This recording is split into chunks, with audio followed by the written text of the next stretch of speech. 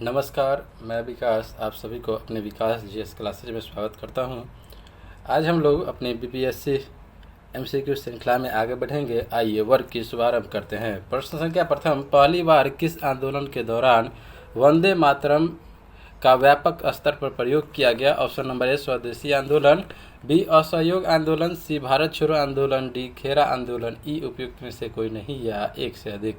इस प्रश्न का सही उत्तर हो जाएगा ऑप्शन नंबर ए स्वदेशी आंदोलन। स्वदेशी आंदोलन के दौरान कलकत्ता की सड़क वंदे मातरम से गूंज उठी थी और बाद में यही गीत पूरे राष्ट्रीय आंदोलन का प्रेरणा स्रोत भी बना और बंग भंग के बाद स्वदेशी आंदोलन की शुरुआत हुई थी। और वंदे मातरम की अगर रचना की बात करें तो वंदे मातरम की रचना बंकिम चंद्र चटर्जी द्वारा वर्ष 1876 में की गई थी। प्रश्न संख्या 2, दादा भाई नौरोजी द्वारा लंदन में किस संस्था की स्थापना की गई थी? Option number A the Bengal British India Society, B the East India Association, C the British Indian Association, D the Madras Native Association. इस प्रश्न का सही उत्तर हो जाएगा option number B the East India Association. Dadabhai Naoroji द्वारा लंदन में द ईस्ट इंडिया एसोसिएशन की स्थापना वर्ष 1866 में किया गया था।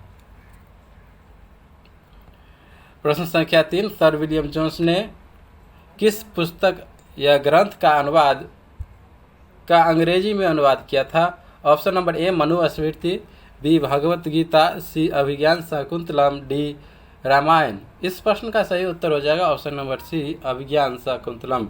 विलियम जोन्स ने वर्ष 1789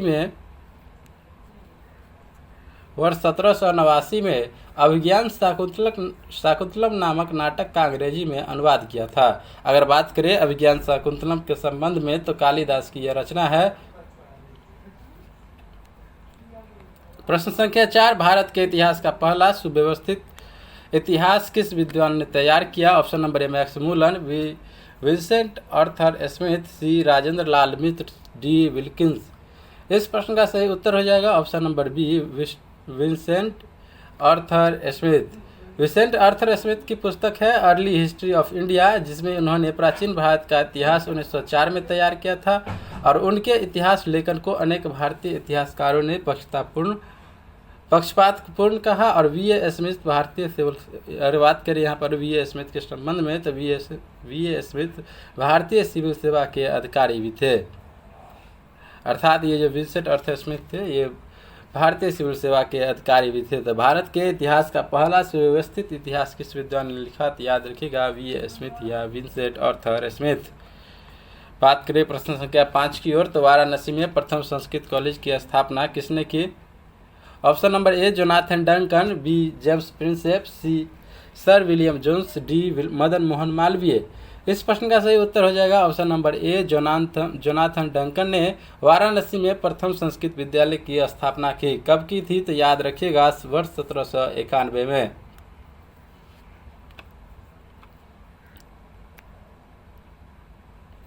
प्रश्न संख्या 6, अखिल भारतीय अनुसूचित जाति महासंघ की स्थापना किसके द्वारा की गई? Option number A Jyotiba Phule, B Mahadev Govind Ranade, C Bhimrao Ambedkar, D Narayana Guru. E उपयुक्त में से कोई नहीं या एक से अधिक। इस प्रश्न का सही उत्तर हो जाएगा option number C Bhimrao Ambedkar. अखिल भारतीय अनुसूचित जाति महासंघ की स्थापना भीमराव अंबेडकर के द्वारा किया गया और भीमराव अंबेडकर ने ही वर्ष 1924 में डिप्रेस्ड क्लास इंस्टीट्यूशन की भी स्थापना की थी। और इतना ही नहीं, भीमराव अंबेडकर ही प्रारूप समिति के पहले अध्यक्ष भी बने थे। प्रश्न संख्या 7, रहनुमाई मजदयासन सभा का संबंध किस धर्म में सुधार से संबंधित है? ऑप्शन नंबर ए यहूदी धर्म, बी पारसी धर्म, सी सिख धर्म, डी हिंदू धर्म। इस प्रश्न का सही उत्तर हो जाएगा ऑप्शन नंबर बी पारसी धर्म। रहनुमाई मजदयासन सभा का संबंध पारसी धर्म से संबंधित है, अर्थात पारसी धर्म में सुधार से संबंधित है। अगर बात करें पारसी लोगों में धार्मिक सुधार के लिए यहाँ पर 1851 में रहनुमाई मजदयासन सभा का आरंभ किया गया था। किसके द्वारा? तो नौरोजी, फरदून जी, दादा भाई नौरोजी तथा एस बंगाली तथा अन्य लोगों ने इस सभा का शुभारंभ किया था। प्रश्न संख्या 8, महाराष्ट्र के किस समाज सुधारक को लोकहितवादी उपनाम से जाना जाता है? Option number A Jyotiba Phule, B Gopal Hari Deshmukh, C Dadabhai Naoroji, D बाल शास्त्री। इस प्रश्न का सही उत्तर हो जाएगा option number B Gopal Hari Deshmukh. Maharashtra में नई शिक्षा और नए सामाजिक सुधारों के प्रवक्ता गोपाल हरि देशमुख को लोकहितवादी के नाम से जाने जाते हैं। प्रश्न संख्या 9, यंग बंगाल आंदोलन का आरंभ किसने किया? Option number A T N. Nair, B Jyotiba Phule, C Henry Vivian Derozio, D David Hare. इस प्रश्न का सही उत्तर हो जाएगा option number C Henry Vivian Derozio ने यंग बंगाल आंदोलन का आरंभ किया था।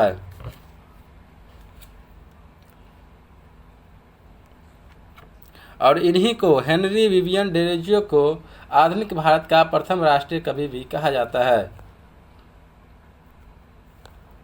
प्रश्न संख्या 10, किस स्थल से प्रागैतिहासिक गुफा शैलचित्र मिले हैं? Option number A Bagor, B Mehrgarh, C Bhimbetka, D मास्की।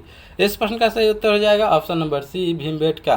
भीमबेटका स्थल से प्रागैतिहासिक गुफा शैलचित्र मिले हैं। अगर बात करें ये भीमबेटका कहाँ है, तो याद रखिएगा वर्तमान मध्य प्रदेश के भोपाल क्षेत्र के आसपास है और इसकी खोज 1957 में डॉक्टर विष्णु श्रीधर वाकनर के द्वारा किया गया। बात करें प्रश्न संख्या 11 की ओर, तो कालिदास की निम्नलिखित रचनाओं में से कौन सा नाटक है? Option number A Ritu Samharam, B Malavika Nimitram, C Abhijnana Shakuntalam, D Kumar Sambhavam, E उपयुक्त में से कोई नहीं या एक से अधिक। इस प्रश्न का जो सही उत्तर हो जाएगा इस ऑप्शन नंबर ई उपयुक्त में से कोई नहीं या एक से अधिक, क्योंकि यहाँ जितना नाटक जितना भी रचनाएं दिया गया ऋतु संहारम, मालविका निमित्रम, अभिज्ञान शकुंतलम और कुमार संभवम, ये सभी के सभी कालिदास की रचनाएं हैं। प्रश्न संख्या 12, भारतीय उपमहाद्वीप में लौह का सर्वप्रथम साहित्यिक संदर्भ मिलता है? ऑप्शन नंबर ए ऋग्वेद में, बी सामवेद, सी यजुर्वेद, डी विनय पिटक। इस प्रश्न का सही उत्तर हो जाएगा ऑप्शन नंबर सी यजुर्वेद।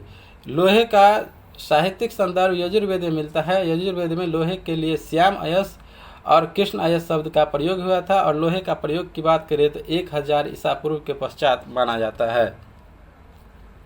प्रश्न संख्या 13, सूची 1 और सूची 2 को सम्मिलित कीजिए और दिए गए कोट का सही उत्तर चयन कीजिए। एक तरफ दिया गया हड़प्पा स्थल और दूसरा है स्थिति। ऑप्शन नंबर ए दिया गया है सूची 1 में ए है रंगपुर, वहीं सूची 2 में 1 है राजस्थान, सूची 1 में बी है कालीबंगा, सूची 2 में दूसरा है हरियाणा, सी है राखीगढ़ी, इधर तीसरा स्थान पर है सिंध, डी है मोहनजोदड़ो, चौथा स्थान पर है गुजरात। इस प्रश्न का सही उत्तर बताना है। ऑप्शन नंबर ए दिया गया है कोट 1 का ए, बी का 2, सी का 3, बी का 4, डी का 4, बी है ए का 4, बी का 1, सी का 2, डी का 3, सी दिया गया है ए का 4, बी का 2, सी का 1, डी का 3 और डी दिया गया है ए का 2, बी का 3, सी का 4, डी का 1। ई उपयुक्त में से कोई नहीं या एक से अधिक। तो इस प्रश्न का सही उत्तर क्या हो जाएगा? तो ऑप्शन नंबर यहाँ देख लेते हैं। सबसे पहले क्या हो जाएगा, अगर यहाँ बात करें रंगपुर के संबंध में तो रंगपुर तो हो जाएगा आपका गुजरात में, कालीबंगा की बात करें तो ये है राजस्थान में, राखीगढ़ी की बात करें तो ये है हरियाणा में और मोहनजोदड़ो की बात करें तो ये है सिंध में। तो रंगपुर कहाँ है? तो याद रखिए गुजरात में, कालीबंगा राजस्थान में, राखीगढ़ी है हरियाणा में और मोहनजोदड़ो सिंध में। तो इस प्रकार इसका सही उत्तर कौन सा हो जाएगा? ऑप्शन नंबर बी, ए का 4, बी का 1, सी का 2, डी का 3। बात करते हैं प्रश्न संख्या 14, तो मगध साम्राज्य पर शासन करने वाले राजवंशों को सही क्रम में व्यवस्थित कीजिए।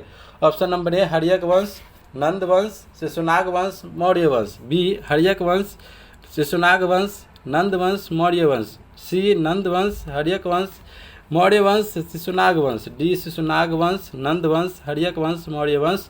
ई उपयुक्त में से कोई नहीं या एक से अधिक।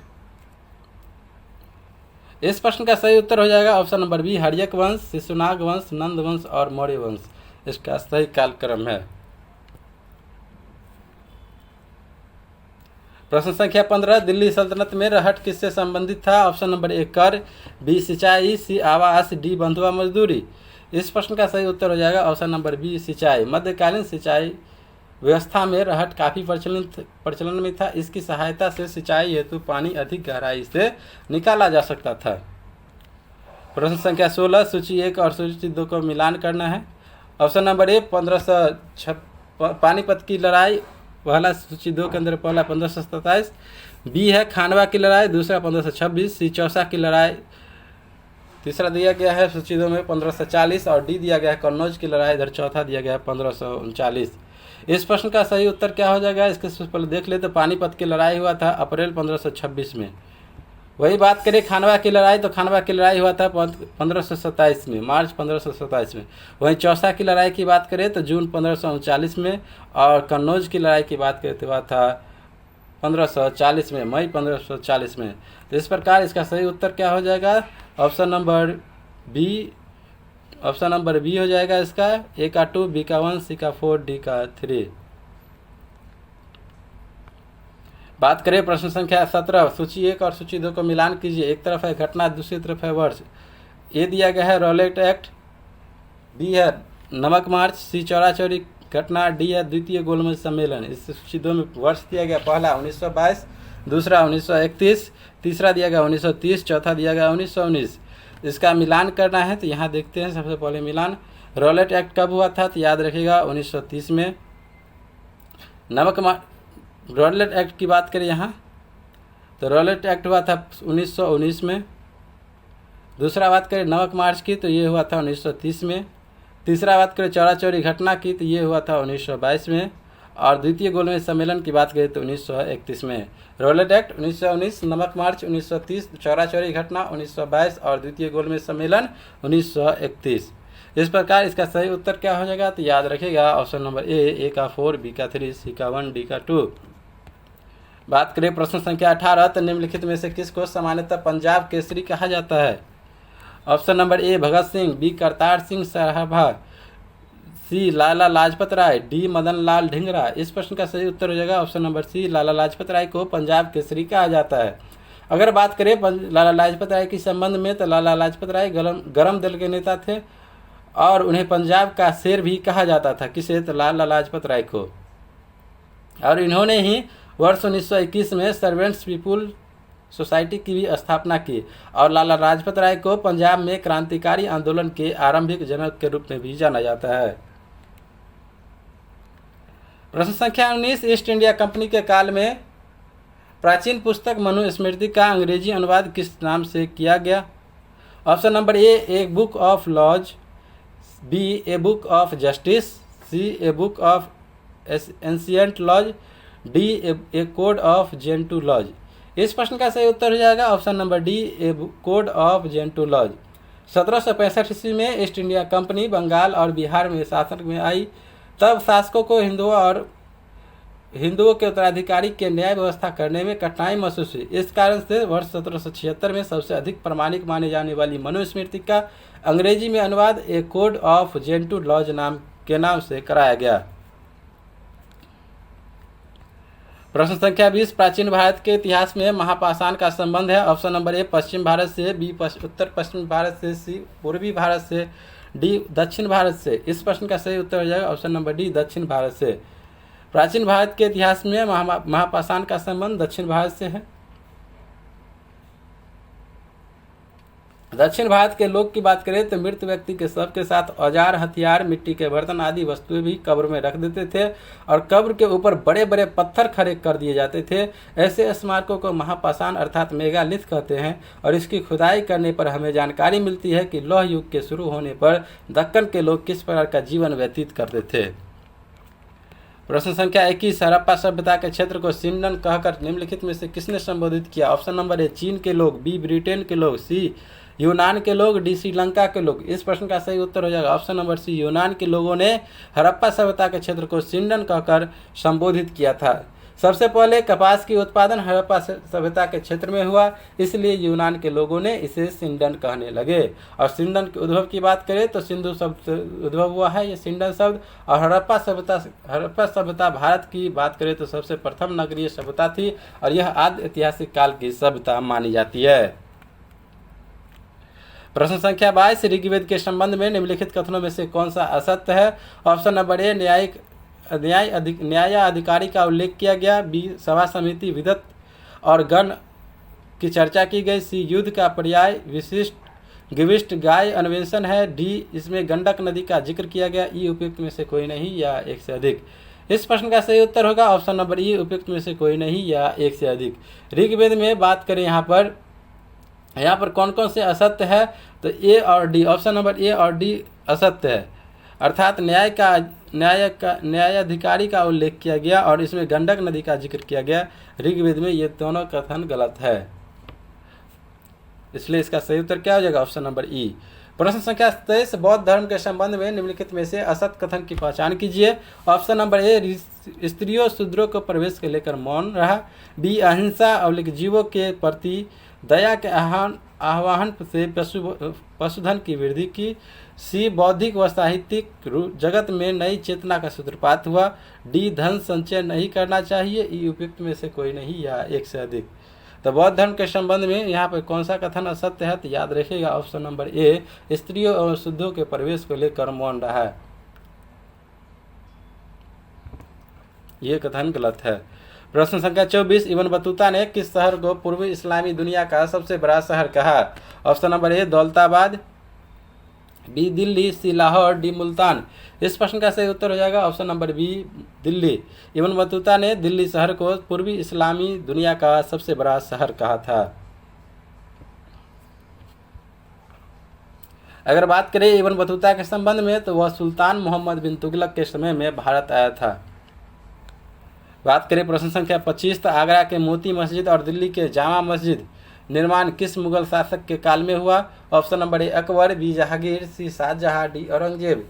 इस प्रश्न का सही उत्तर हो जाएगा option number C, Shahjahan. Shahjahan के शासनकाल में मस्जिद निर्माण कला अपने शिखर पर रहा और शाहजहां के समय की ही दो सबसे सुंदर मस्जिदें हैं, आगरा के किले की मोती मस्जिद का निर्माण और ताजमहल के समान ही संगमरमर से किया गया। वहीं दिल्ली की जामा मस्जिद का भी निर्माण लाल पत्थर से हुआ। जामा मस्जिद की विशेषता इसका विशाल द्वार, ऊंची मीनारें और गुंबद है।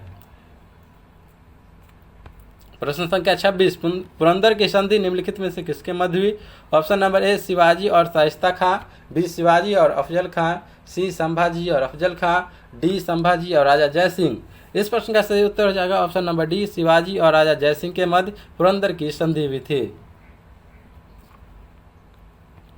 प्रश्न संख्या 27, अंजुमन ए मोहिशबान ए वतन नामक क्रांतिकारी संगठन के संस्थापक और स्थापना के स्थान के जोड़े का चयन कीजिए। Option number A, Lala Lajpat Rai, Amritsar. B, Ajit Singh, Lahore. C, Ras Bihari Bose, Delhi. D, Lala Hardayal, San Francisco. E, उपयुक्त में से कोई नहीं या एक से अधिक।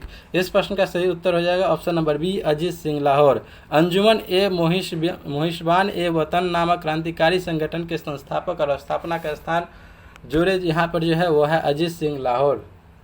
लाहौर में क्रांतिकारी संगठन अंजुमन ए मोहिशबान ए वतन की स्थापना शहीद आजम भगत सिंह के चाचा अजीत सिंह ने की थी। अजीत सिंह थे, ये भगत सिंह के चाचा थे।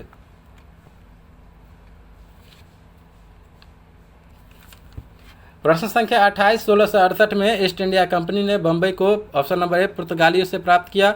बी, स्थानीय शासक से छीना। सी, स्थानीय शासक से पट्टे पर लिया। डी, बसाया था। ई, उपयुक्त में से कोई नहीं या एक से अधिक। इस प्रश्न का सही उत्तर होगा पुर्तगालियों से लिया था 1668 में ईस्ट इंडिया कंपनी ने बम्बई को।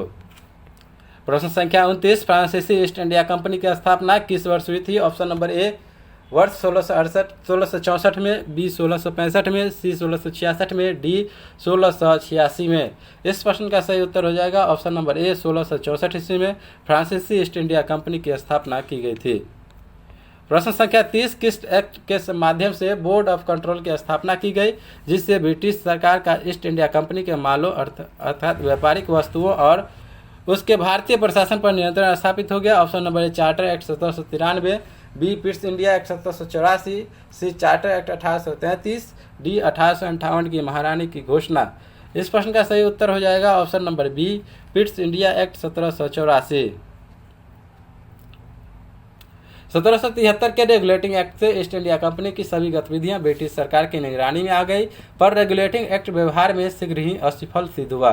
इस एक्ट के दोषों को दूर करने के लिए लाए गए 1784 के पिट्स इंडिया एक्ट से ब्रिटिश सरकार का कंपनियों के मालों तथा उसके भारतीय प्रशासन पर पूरा नियंत्रण स्थापित हो गया और उसने भारतीय मामलों की निगरानी के लिए 6 कमिश्नर नियुक्त किए, जिसे बोर्ड ऑफ कंट्रोल कहा गया।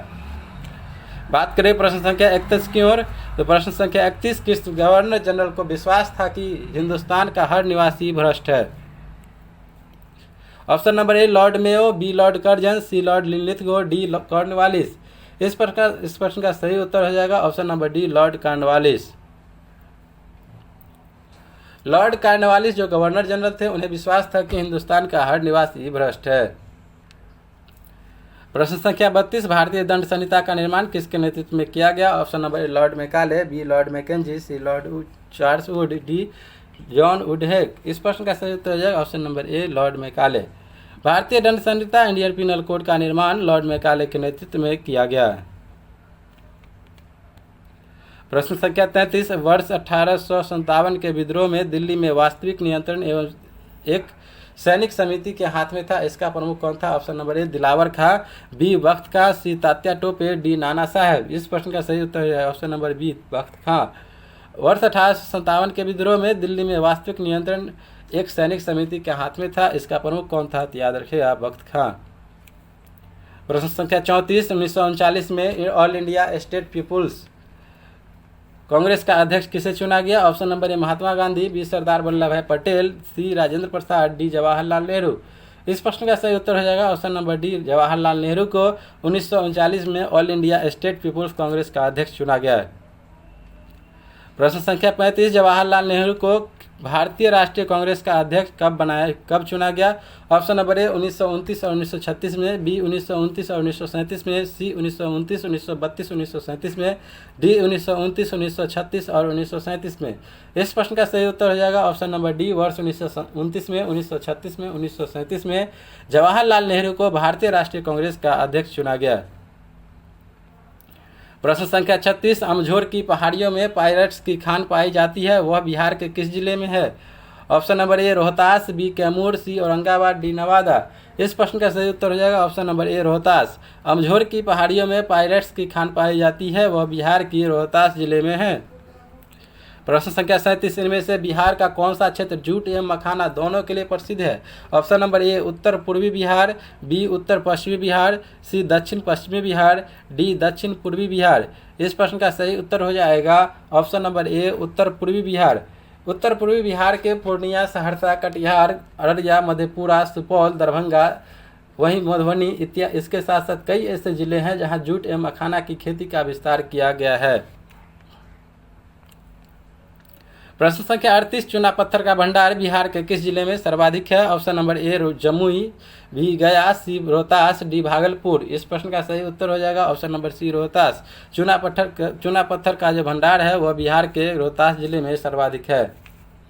अगर यहाँ बात करें रोहतास के संबंध में, तो रोहतास का मुख्य क्षेत्र जो है वह विंध्याचल, अर्थात चूना पत्थर का जो मुख्य क्षेत्र है वह रोहतास के विंध्याचल क्षेत्र के अंतर्गत है, जो दक्षिणी रोहतास में विस्तृत है।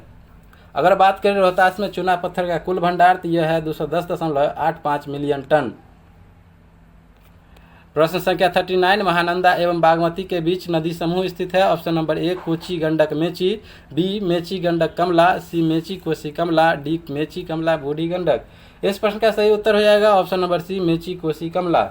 महानंदा उत्तर बिहार में प्रवाहित होने वाली सबसे पूर्वी नदी है।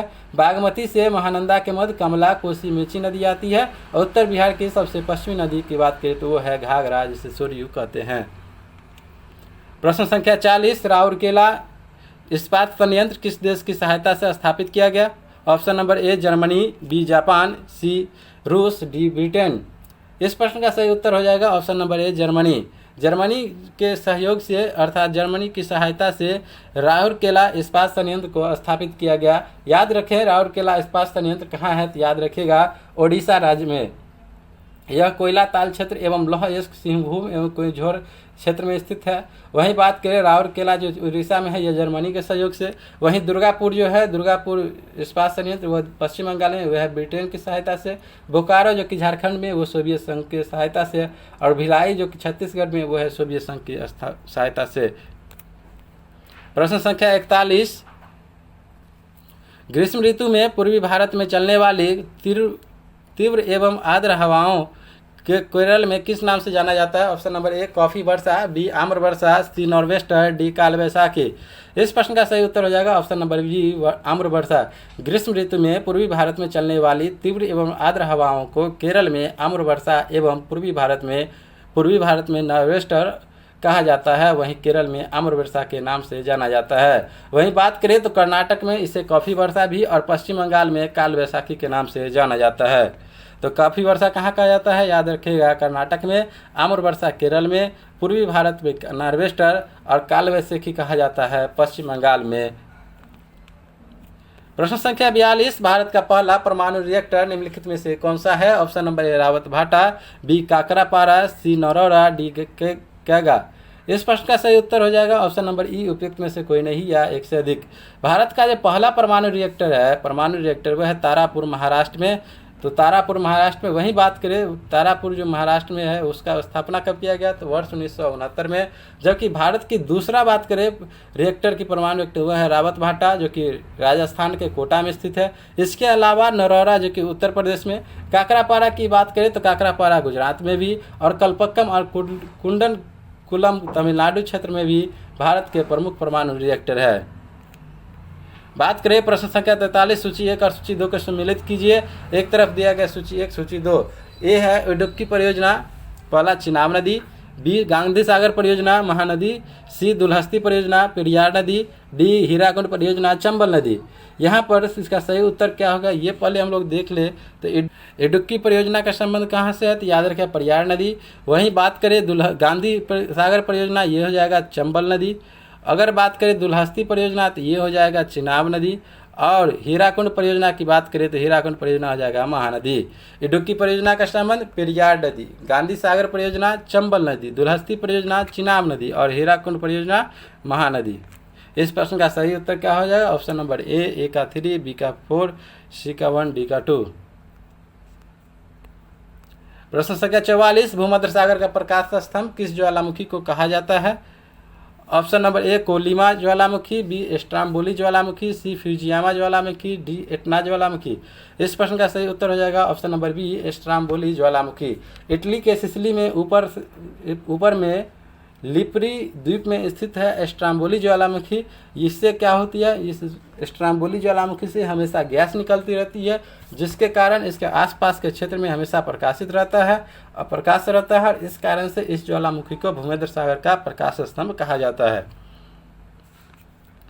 प्रश्न संख्या 45, किस मानसून के कारण भारत में सर्वाधिक वर्षा होती है? ऑप्शन नंबर ए पूर्वी मानसून, बी उत्तर पश्चिमी मानसून, सी दक्षिण पश्चिमी मानसून, डी परवर्ती मानसून। इस प्रश्न का सही उत्तर हो जाएगा ऑप्शन नंबर सी दक्षिण पश्चिमी मानसून।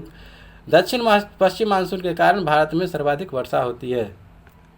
प्रश्न संख्या 46, चेचू जनजाति किस क्षेत्र में वन्य जीव की सुरक्षा से संबंधित है? Option number A Nagarjun Srisailam, B Simlipal, C Palamu, D Jim Corbett. इस प्रश्न का सही उत्तर हो जाएगा option number A Nagarjun Srisailam. चेचू जनजाति किस क्षेत्र में है? तो याद रखिएगा नागार्जुन सेरिसेलम वन क्षेत्र की सुरक्षा से संबंधित है। प्रश्न संख्या 47, निम्नलिखित में से कौन सी कृष्णा नदी की सहायक नदी है? सहायक नदी नहीं है कृष्णा की। Option number A Koyna, B Panchganga, C Dudhganga, D Musi. इस प्रश्न का सही उत्तर हो जाएगा ऑप्शन नंबर ई उपयुक्त में से कोई नहीं या एक से अधिक, क्योंकि यहाँ जितनी नदी दिया गया है वह सभी के सभी नदी कृष्णा की सहायक नदी है। कोयना, पंचगंगा, दूधगंगा और मूसी सभी नदी कृष्णा की सहायक नदी है। अगर बात करें कृष्णा नदी के संबंध में तो कृष्णा नदी महाराष्ट्र के पश्चिम घाट में महाबालेश्वर से निकलकर 1400 किलोमीटर प्रवाहित होकर बंगाल की खाड़ी में गिरती है। और इसके अतिरिक्त कोयना, पंचगंगा, दूधगंगा और मूसी के अतिरिक्त और सहायक नदी की बात करें तो तुंगभद्रा, घाटप्रभा और भीमा भी कृष्णा की सहायक नदी है। प्रश्न संख्या 48, प्रायद्वीपीय भारत में पश्चिम की ओर प्रवाहित होने वाली नदी है। Option number A Narmada, B Tapti, C Mahi, D Kaveri. इस प्रश्न का सही उत्तर हो जाएगा ऑप्शन नंबर ई, उपयुक्त में से कोई नहीं या एक से अधिक। प्रायद्वीपीय भारत की बात करें यहाँ पर तो ये जो नर्मदा है, ताप्ती है और ये माही, नर्मदा, ताप्ती, माही, ये तीनों के तीनों नदी प्रायद्वीपीय भारत के में पश्चिम की ओर प्रवाहित होने वाली ही नदी है। प्रश्न संख्या 49, उत्तर प्रदेश एवं नेपाल के साथ बिहार के किस जिले की सीमा स्पर्श करती है? ऑप्शन नंबर ए पश्चिम चंपारण, ऑप्शन नंबर ए पूर्वी चंपारण, बी पश्चिम चंपारण, सी गोपालगंज, डी मुजफ्फरपुर। इस प्रश्न का सही उत्तर हो जाएगा ऑप्शन नंबर बी, पश्चिम चंपारण। पश्चिम चंपारण बिहार का एकमात्र ऐसा जिला है जिसकी सीमा नेपाल और उत्तर प्रदेश दोनों के राज्यों के साथ स्पर्श करती है। यह क्षेत्रफल की दृष्टि से बिहार का सबसे बड़ा जिला है। प्रश्न संख्या 50, महाद्वीपीय विस्थापन का सिद्धांत किसने दिया था? Option number A Alfred Wegener, B C Parker, option number C Harry Hess, D S Y McKenzie. इस प्रश्न का सही उत्तर हो जाएगा option number A Alfred Wegener. Alfred Wegener साहब ने अपने महाद्वीपीय विस्थापन का सिद्धांत दिया था। महाद्वीपीय विस्थापन का सिद्धांत सबसे पहले दिया था अल्फ्रेड वेगनर ने वर्ष 1912 में। उन्होंने कहा था महासागर और महाद्वीप पृथ्वी के दो महत्वपूर्ण भाग हैं। पृथ्वी पर लगभग 70.8% महासागर, वहीं 29.2% महाद्वीप का विस्तार है। प्रश्न संख्या 51, निम्नलिखित में से भारत की सबसे बड़ी जनजाति कौन है? Option number A Toda, B Gond, C Bhil, D Garo, E उपयुक्त में से कोई नहीं या एक से अधिक। इस प्रश्न का सही उत्तर हो जाएगा option number C, option number C Bhil. Bharat की सबसे बड़ी जनजाति कौन सी है? याद रखिएगा भील, वर्ष 2011 की जनगणना के अनुसार। वहीं दूसरे स्थान पर बात करें तो दूसरे स्थान पर है गोंड, अर्थात भील जनजाति की जनसंख्या सबसे अधिक है। दूसरे स्थान पर गोंड जनजाति समूह की जनसंख्या है। वहीं भारत में भील जनजाति की संख्या की बात करें तो लगभग 1.69 करोड़, 1.69 करोड़। इस प्रकार आज की वर्ग की समाप्ति की घोषणा यहीं पर करते हैं। मैं विकास, जय हिंद।